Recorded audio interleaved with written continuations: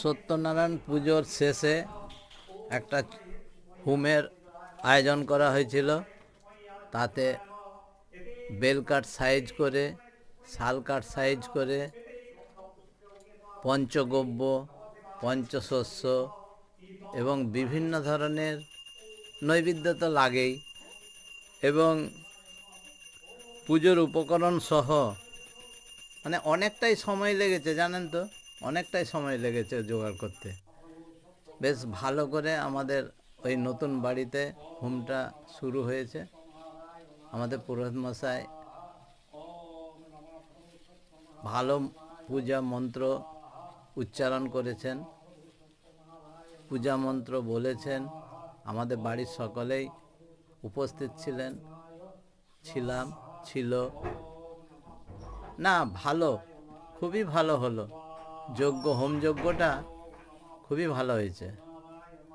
28টি ডুমুর ডাল, 28টি বেলপাতা এবং 300 গ্রাম ঘি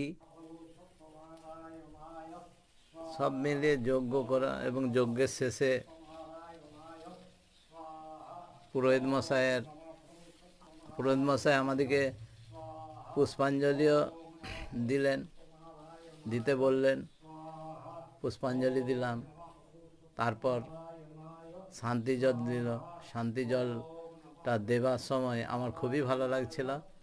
এইটা তো অবশ্য সবাইকেই ভালো লাগে।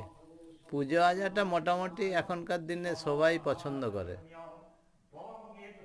কিছু বছর আগে এক সময় ছিল অনেকের এই পুজো ধর্ম এই সম্বন্ধে একটা মানে অন্য রকমের মানসিকতা সৃষ্টি হয়েছিল, কিন্তু এখন দেখছি ধীরে ধীরে প্রত্যেকেরই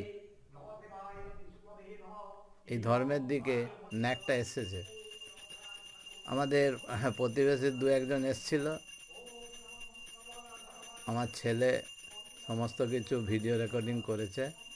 ভালোই লাগলো পুজো হোম টোমটা।